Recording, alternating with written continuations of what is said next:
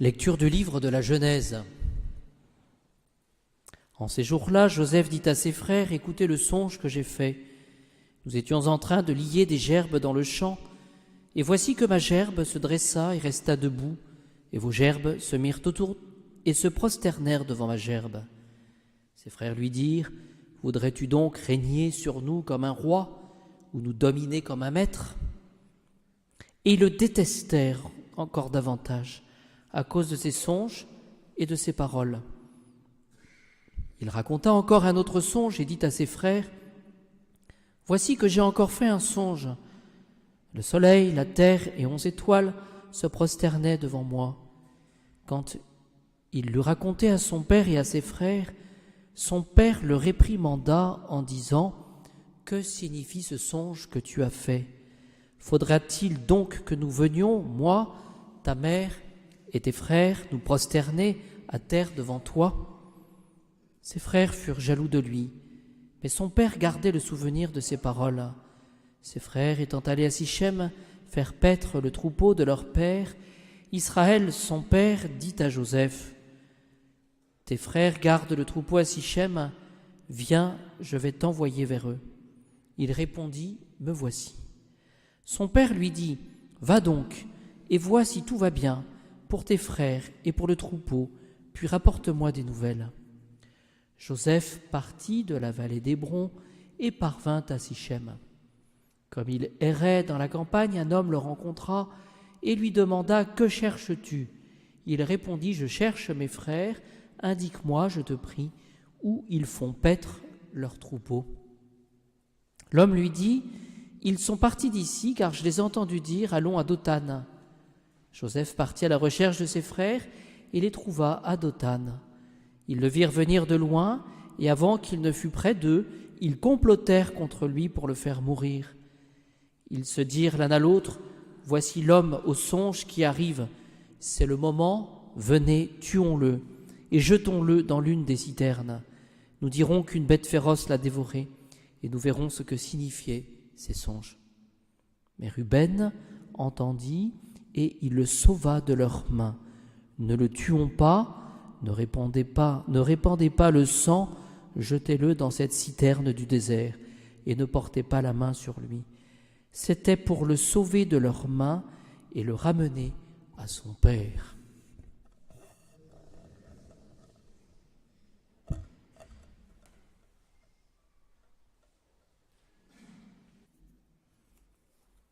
Dominus vobiscum.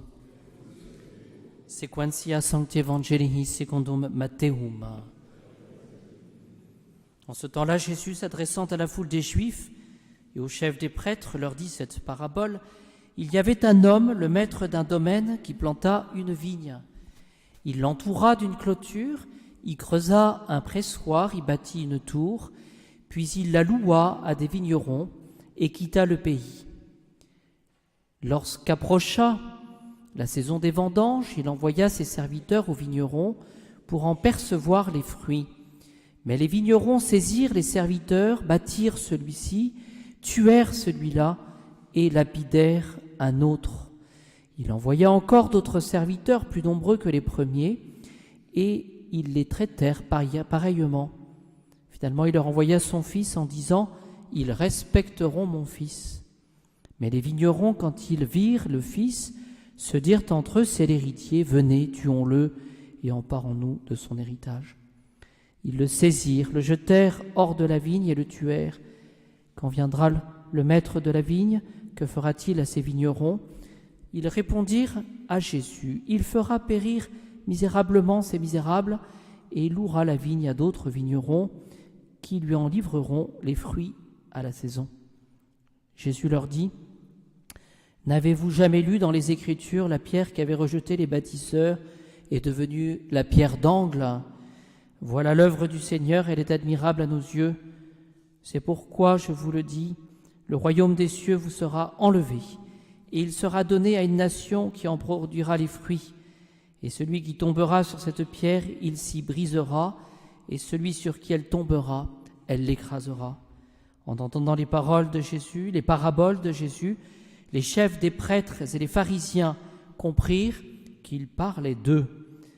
Mais tout en cherchant à l'arrêter, ils eurent peur des foules, car elles le tenaient pour un prophète.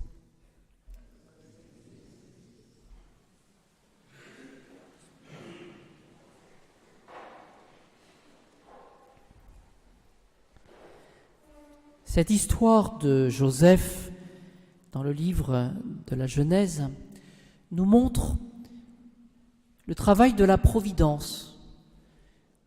C'est-à-dire que nous voyons cette jalousie des frères et nous voyons cette action providentielle de Joseph qui est une figure de Jésus, c'est-à-dire qu'il sauvera son peuple et il sauvera aussi sa famille en dépit des persécutions qu'il va subir. Je crois qu'il faut réfléchir à cette capacité de nuisance qu'ont ceux qui sont ordonnés au mal, mais il y a cette providence. Et nous voyons un petit peu la même chose avec cette parabole des vignerons homicides, où on voit manifester cette ingratitude. Ils ont reçu cette capacité de produire du vin, mais ils ne reçoivent pas ces personnes qui représentent le maître, ne serait-ce que même le Fils. Alors j'aimerais, avec ce que nous avons dans l'Évangile, dans cette parabole, rappeler quelques principes qui nous aideront justement à mieux changer, à mieux réaliser la nature de ce que nous sommes lorsque nous sommes pécheurs. Quelle est la nature du péché ? Bien, ce qu'il faut dire tout de suite, c'est que c'est un acte humain. Et c'est la raison pour laquelle l'Église, à la suite du Christ, par le sacrement de la pénitence, nous demande de procéder à une accusation. Quand on se confesse, on avoue un péché. Non pas une tendance, mais un péché. Et donc il s'agit, voyez-vous, d'un acte humain, c'est-à-dire la définition d'un acte humain, c'est cet acte qui procède de l'homme.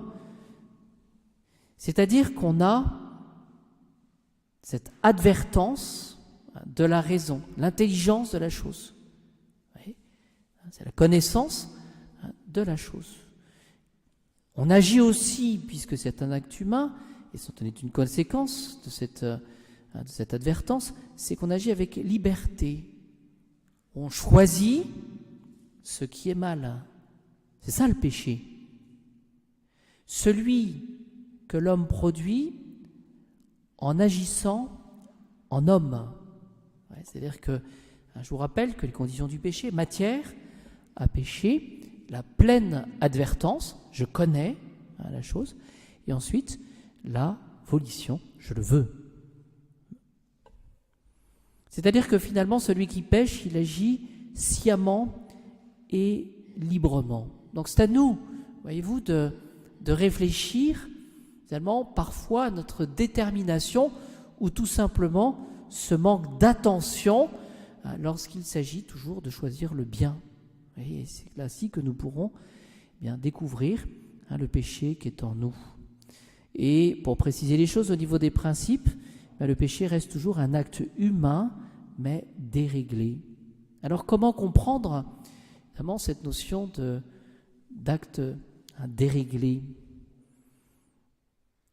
Bien, il faut trouver la solution à cela dans le rapport que nous devons faire pour chacun de nos actes à la fin dernière, c'est-à-dire au but. Est-ce que je réalise que Dieu est notre fin absolument dernière ? Finalement, pour dire les choses autrement, est-ce que je vais agir en fonction de ma finalité ? Est-ce que je vais agir en fonction de cette volonté de sauver mon âme ?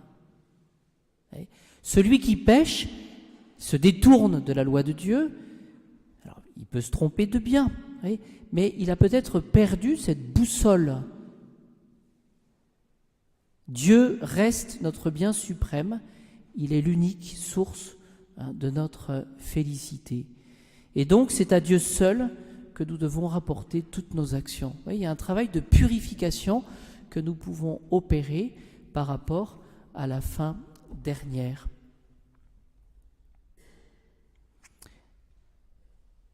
Ce travail de purification, nous le retrouvons plus particulièrement chez les âmes qui arrivent au terme de leur vie.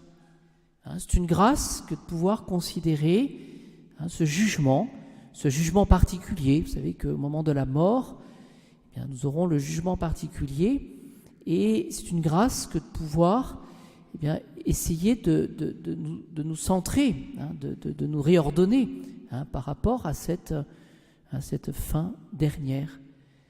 Je pense aussi à ces personnes qui sont malades. Vous voyez, c'est un fléau, c'est une épreuve terrible que de voir des personnes qui, par exemple, sont atteintes de cancer et qui voient l'extrémité arriver.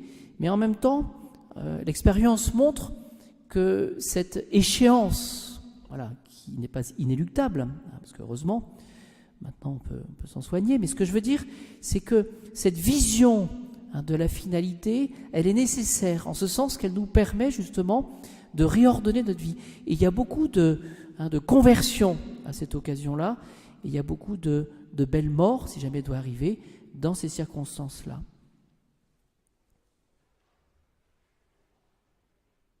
Ce que je voudrais, et c'est le dernier point que je voudrais évoquer par rapport à cette parabole des vignerons infidèles, il y a, vous voyez, cette réalité de ce que le maître de maison, il est très patient. Ce qui nous montre évidemment la patience de Dieu. Il envoya ses serviteurs, donc le maître de maison, après avoir loué, il envoya ses serviteurs aux vignerons pour en percevoir les fruits. Mais les vignerons saisirent les serviteurs. Et après, il y a une énumération. Bâtirent celui-ci, tuèrent celui-là, en lapidèrent un autre. Il envoya encore d'autres serviteurs, plus nombreux que les premiers, et ils les traitèrent pareillement. Oui. Et on voit encore cette constance du maître de maison. Finalement, il leur envoya un fils, en se disant « Ils respecteront mon fils ». Mais les vignerons, quand ils virent le fils, se dirent entre eux, etc. Oui. Et donc, ce que nous voyons, c'est que chacun des exploitants, des vignerons, se révèle pire que le précédent. Et on voit, finalement, ce qui pourrait être considéré comme la faiblesse du maître de la vigne. Il aurait pu agir de manière plus radicale, mais non, ce que nous voyons, c'est qu'il envoie à chaque fois des émissaires, un petit peu comme pour attendre que le bien se fasse. En vain d'ailleurs, entre parenthèses. Eh bien, ce que nous voyons, c'est que finalement, il y a cette patience de Dieu et qui doit être pour chacun de nous un motif d'espérance. Il s'agit d'avoir cette en perspective dans notre cœur, quel que soit l'état de notre âme, dans la mesure où nous pouvons avoir encore la force de nous amender, nous pouvons compter sur la patience et sur la miséricorde du bon Dieu. Et cette donnée, cet état de fait de la miséricorde du Seigneur, doit nous encourager et nous appeler justement à la conversion. Et pour appliquer les choses, comme je le fais depuis le départ, mais par rapport à notre âme, ce qu'il faut dire, c'est qu'il n'est jamais trop tard. Voilà. Mais jusqu'au moment de la mort, il n'est jamais trop tard. D'avoir, et donc demandons cette grâce, puisque nous pouvons compter sur la patience du Seigneur, demandons cette grâce d'aller jusqu'au bout de cette patience et d'avoir le courage d'avouer nos fautes et de nous amender, c'est-à-dire d'avoir une contrition de ces fautes, jusqu'au dernier moment où cela nous est possible. Parce que c'est toujours la même chose, c'est tout le mystère de notre liberté. Après, il sera trop tard. Donc ne remettons pas au lendemain ce que nous pouvons faire aujourd'hui. Alors cette contrition, c'est un don de Dieu. La contrition, elle doit être surnaturelle aussi, donc ayons confiance par la prière. Essayons de demander au Seigneur de croire justement, d'avoir la foi en sa patience, en sa miséricorde. Parce que finalement, dans cette parabole des vignerons homicides, ce que nous voyons, c'est cette ingratitude jusqu'au boutiste, qui va jusqu'au bout, qui vraiment doit être terrible. Donc demandons cette grâce vraiment de laisser toucher notre cœur par le Seigneur et cette miséricorde, cette patience du Seigneur.